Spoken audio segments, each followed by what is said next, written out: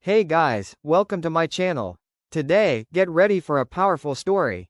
The Keeper of Broken Echoes. The Keeper of Broken Echoes. The town of Perfectly Fine. In a valley tucked away from the map lay the town of Oakhaven. The people there were experts at one thing: avoiding the truth.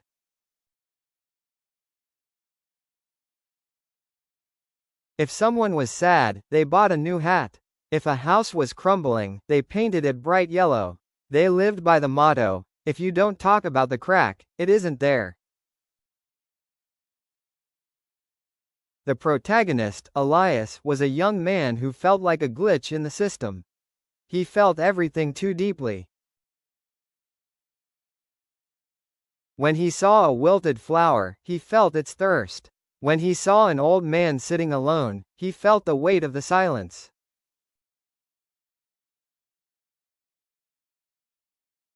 The discovery. One day, while hiking far beyond the town limits, where the perfectly fine people never went, Elias found a cave hidden behind a waterfall.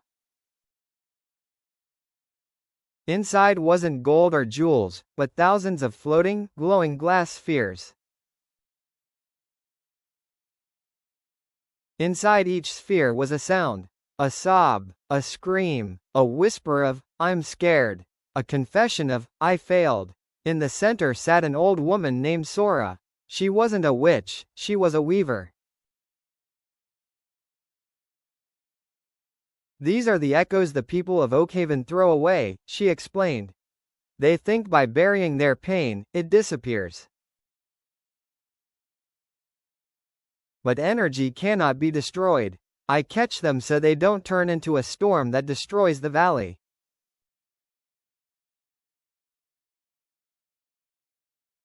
The breaking point. Sora was tired. Her hands were shaking. "I cannot catch them all anymore, Elias. The town is bottling up too much." Elias realized that Oakhaven wasn't happy, it was just numb. And numbness is a slow death.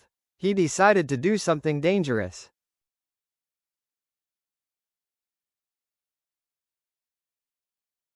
He didn't bring the spheres back to hide them. He brought them back to break them. The Great Release. Elias carried a giant net of these spheres to the town square during the annual Festival of Smiles.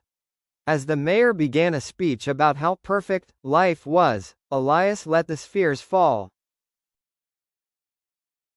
They shattered. Suddenly, the air wasn't filled with music, it was filled with the truth. The baker heard his own grief for his lost wife. The mayor heard his own fear of being a failure. The children heard the honesty of their parents.